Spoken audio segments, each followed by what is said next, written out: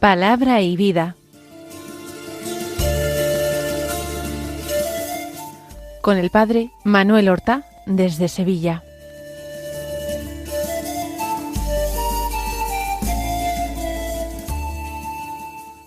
En el nombre del Padre, y del Hijo, y del Espíritu Santo. Amén. Alabados sean Jesús y María. Muy buenos días, queridos amigos, oyentes de Radio María y seguidores del programa Palabra y Vida.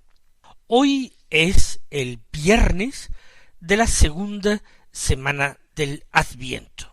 Este viernes es 15 de diciembre. Hemos llegado exactamente a la mitad del mes. La Iglesia hoy no celebra ningún santo en su calendario general. Sin embargo, nosotros recordamos cómo es el día particularmente penitencial de la semana. Nosotros podemos hacer presente la pasión del Señor, lo que le costamos a Dios, el precio de la sangre del Cordero inocente, de su Hijo único Jesucristo. Podemos recordar también los tesoros infinitos de su amor, manifestados y revelados en el corazón de Jesús, en el corazón de Cristo. Podemos proponer alguna sencilla práctica penitencial, bien relacionada con nuestro alimento o con las cosas que nosotros nos permitimos particularmente un viernes por la tarde cuando va a comenzar el fin de semana. Podemos renunciar a alguna cosa para expresar al Señor mejor, de una forma más vital y completa, nuestra entrega a Él, nuestro amor a Él. Y podemos ciertamente recapitular lo que llevamos vivido del Adviento, porque quedan solamente 10 días para Navidad, 10 días de Adviento para seguir profundizando en este camino espiritual que es el Adviento. Vamos ahora entonces a escuchar la palabra de Dios que se proclama en la liturgia del día. Como estamos haciendo cada día, comenzamos por el Santo Evangelio de la Misa, que hoy es de San Mateo. Ya se han dado cuenta que no tenemos una lectura continuada de ningún evangelio, sino que vamos alternando Mateo, Marcos, Lucas. Del Evangelio según San Mateo, capítulo 11, leemos los versículos 16 al 19, que dicen así: En aquel tiempo dijo Jesús al gentío: ¿A quién compararé esta generación? Se asemeja a unos niños sentados en la plaza que gritan diciendo: hemos tocado la flauta y no habéis bailado, hemos entonado lamentaciones y no habéis llorado. Porque vino Juan, que ni comía ni bebía, y dicen: tiene un demonio. Vino el Hijo del Hombre, que come y bebe, y dicen: ahí tenéis a un comilón y borracho, amigo de publicanos y pecadores. Pero la sabiduría se ha acreditado por sus obras.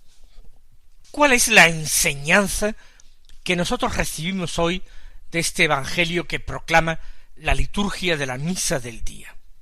Jesús habla al gentío. No se dirige específicamente a sus discípulos. Es una enseñanza general. Y de alguna manera no solamente una enseñanza, sino que es una verdadera recriminación a la gente por su falta de fe. ¿A quién compararé esta generación? El Señor se refiere de una manera inmediata a sus contemporáneos, a la generación de hombres con los que él convivió. Sin embargo, la palabra del Señor trasciende estos límites temporales y geográficos, y esta palabra de Jesús se convierte también en un alegato contra los hombres de nuestro tiempo, y una llamada de atención, y una llamada a la conversión. ¿A quién compararé a estos hombres? Se asemejan, o se asemeja esta generación, a unos niños sentados en la plaza que gritan diciendo: hemos tocado la flauta y no habéis bailado. ¿A qué se refiere Jesús con esta imagen? A los niños de todas las épocas, se les ocurre jugar imitando a las personas mayores, imitando sus gestos, su forma de vestir, sus palabras, sus trabajos, el desempeño de sus oficios, o de roles familiares. De todas esas maneras juegan los niños. Por ejemplo, imaginando que desempeñan una profesión concreta, o que en la familia ocupan el lugar del papá, de la mamá, etc. Pues aquí hay unos niños sentados en la plaza. Están en este sitio, en la plaza, a la espera de que vengan otros niños. La plaza es el sitio público, y ellos aguardan compañeros para divertirse mejor. Pero estos niños sentados gritan a otros: hemos tocado la flauta y no habéis bailado. Hemos entonado lamentaciones y no habéis llorado. ¿Qué es lo que estos niños están tratando de jugar? ¿Qué están tratando de representar en su juego? Quizás dos acontecimientos sociales muy frecuentes. Por un lado, una celebración gozosa, como puede ser una boda. Por otro lado, un acontecimiento triste, como podría ser un funeral. Tocan la flauta porque es fiesta, y es el baile de la fiesta. Hemos tocado la flauta, pero no habéis querido bailar, no habéis colaborado con nosotros en este juego, en esta representación, en esta ficción. Y en el segundo caso, hemos entonado lamentaciones, porque en los funerales se entonaban elegías por los difuntos. Y cuando la gente hablaba del difunto, o de sus cualidades, o se elogiaba, o se recordaban los hechos de los difuntos, la gente, las personas mayores que estaban allí en los funerales, lloraban. Y eso llamaba la atención de los niños. Juegan a esto, juegan a bodas, juegan a funerales, a acontecimientos sociales, que ellos han visto aunque no hayan participado directamente en los mismos. Pero, ya hemos dicho, se quejan de que esos otros niños a los que ellos se dirigen no están colaborando, no han querido jugar, no han querido participar. Nosotros hemos tocado la flauta, vosotros, sin embargo, no habéis bailado. Hemos entonado lamentaciones, elegías, vosotros, en cambio, no habéis llorado. Sin embargo, estos niños que gritan a los demás su falta de colaboración son un poco caprichosos. Ellos están sentados y ellos quieren elegir el juego y que los demás se plieguen a sus gustos. No se decide primero entre todos a qué se va a jugar, cuáles serán las reglas, quién desempeñará cada papel, quién tocará la flauta, quién tendrá que bailar, o quién entonará elegías y quién tendrá que llorar.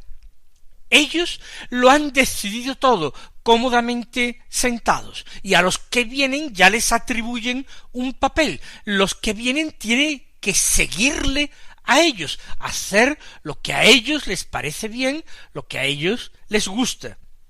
Son unos niños caprichosos, que quieren ser ellos los que imponen los juegos y los que imponen las reglas y distribuyen los papeles. A eso se parecen los hombres de aquella generación. Ellos conocen las Escrituras, Ellos pueden tener la expectación del Mesías, pero quieren que todo sea al gusto de ellos, a la manera que ellos lo entiendan, lo interpretan en el momento en que les conviene. Ellos no se dejan llevar por el impulso y la revelación de Dios, sino como si quisieran marcarle a Dios tiempos y momentos para que Dios pudiera actuar solamente en esos tiempos y momentos. Explica Jesús para ponerlo más claro, poniendo un ejemplo. Vino Juan, que ni comía ni bebía, y dicen, tiene un demonio. Juan era un gran asceta, un hombre que ayunaba en el desierto y se entregaba a la oración, a la vida solitaria. Esa forma tremenda de vivir Juan, tan extraordinaria, tan diferente a la de los demás hombres, sorprendía a muchos. Muchos, ciertamente, opinaron que Juan era un gran profeta, que era un gran santo, y vinieron de lejos a verle, y al escucharle convertían sus vidas, se arrepentían de sus pecados, y pedían el bautismo en las aguas del río, expresando con ello el deseo de comenzar una vida nueva.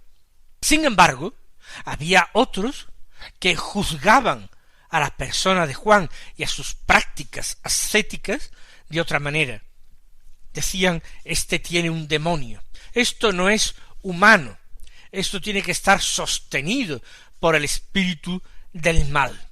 Fue un juicio duro de condenación que contra Juan Bautista, como nos lo está diciendo Jesús, un juicio que emitieron algunos de sus contemporáneos.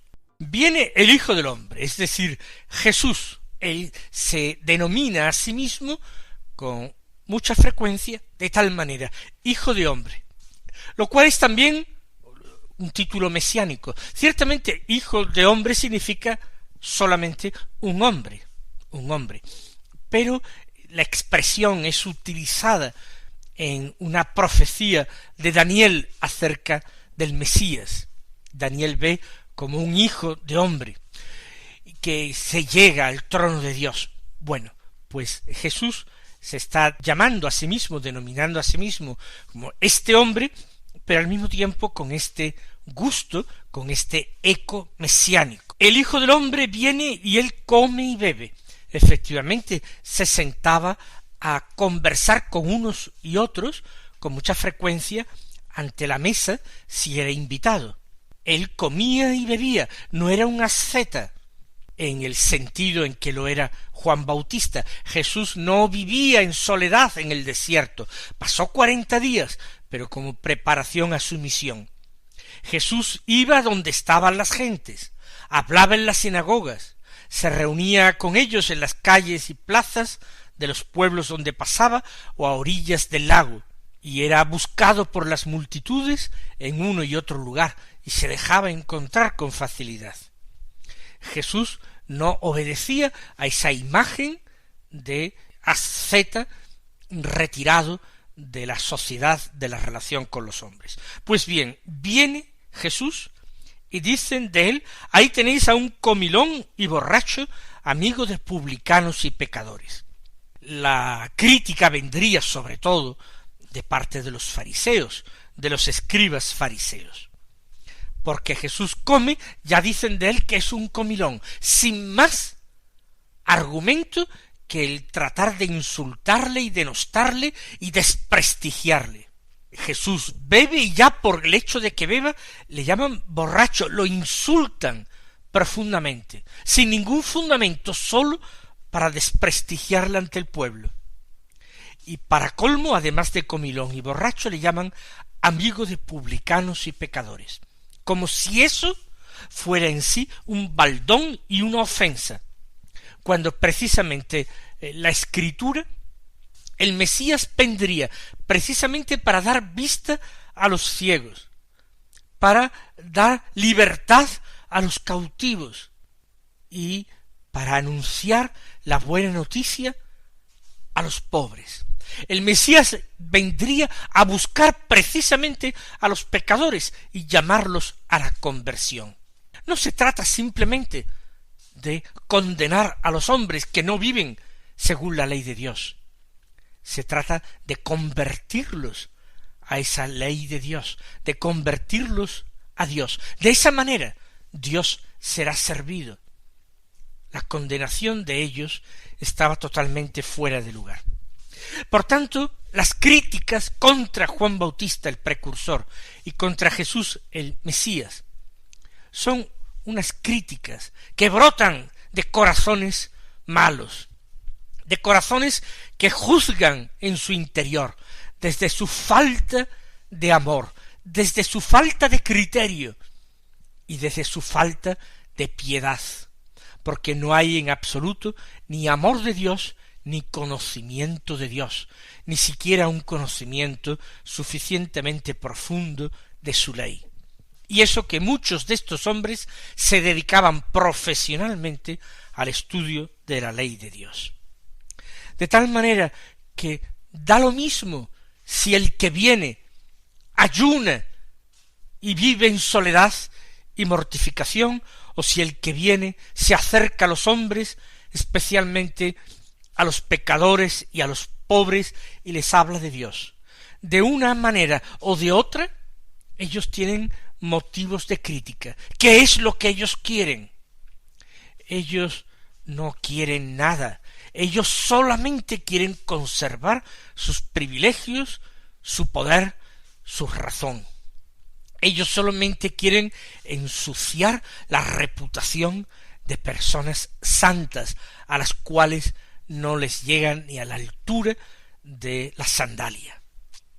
Por eso Jesús dice, y lo dice duramente, englobando a muchos: los hombres de esta generación, ¿a quién compararé a esta generación?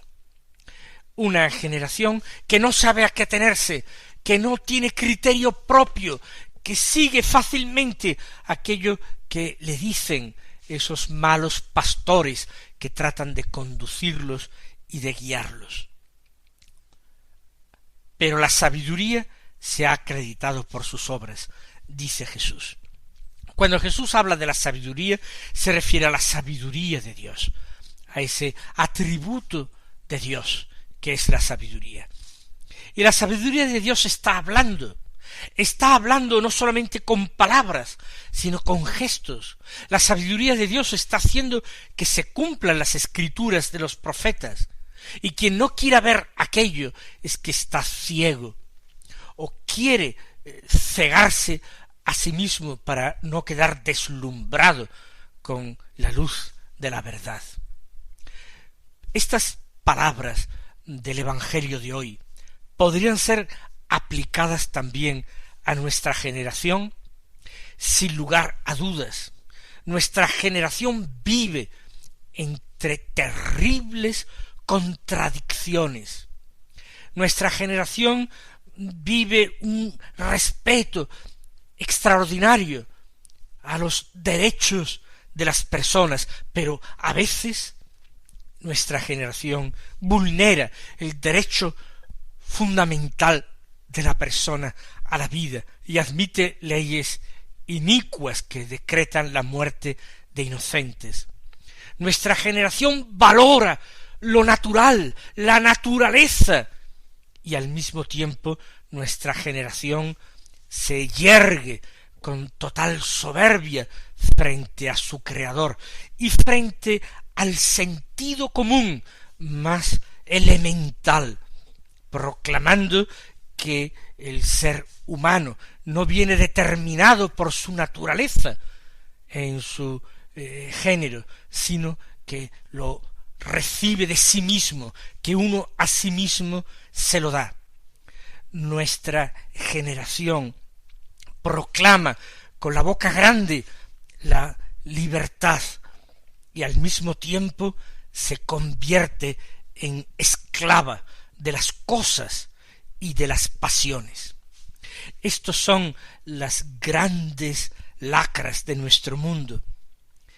Nuestra sociedad termina oponiéndose a todo lo que lleve el nombre de Dios y particularmente el nombre de Cristo. Se parece nuestra generación también a aquellos niños caprichosos sentados en la plaza que quieren que todo se haga a su gusto y que todos den la razón y callen la boca para expresar otras opiniones. Mis queridos hermanos, que nosotros pidamos gracia para no dejarnos atrapar por las redes de este mundo, que escapemos de esos tentáculos poderosos con que el mundo, el demonio y la carne quieren atraparnos, que sepamos salir de Babilonia, porque nosotros somos ciudadanos de la Jerusalén del cielo.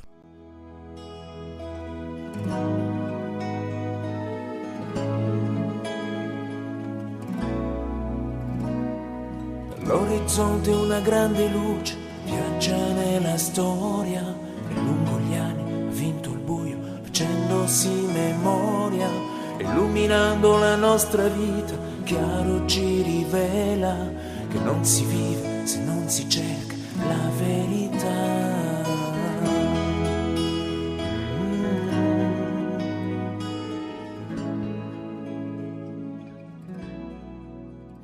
No tenemos tiempo para comentar con detenimiento la primera lectura, pero al menos vamos a hacerla.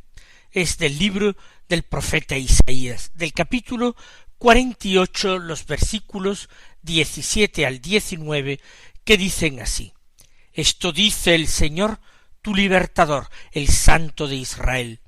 Yo, el Señor tu Dios, te instruyo por tu bien, te marco el camino a seguir.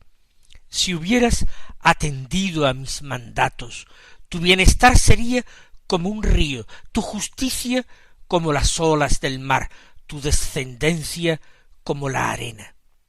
Como sus granos, el fruto de tus entrañas. Tu nombre no habría sido aniquilado ni eliminado de mi presencia.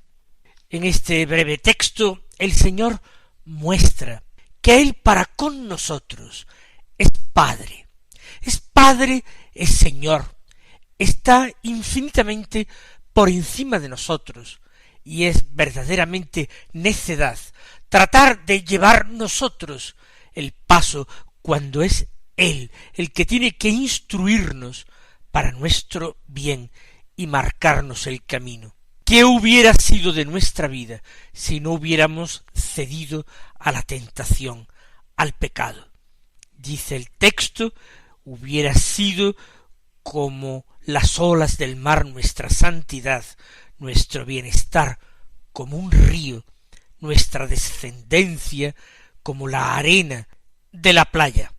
Pero no ha sido así, desafortunadamente, y por eso cada día acudimos a la misericordia infinita y nos refugiamos en la esperanza que no falla. Que el Señor os colme de bendiciones y hasta mañana si Dios quiere.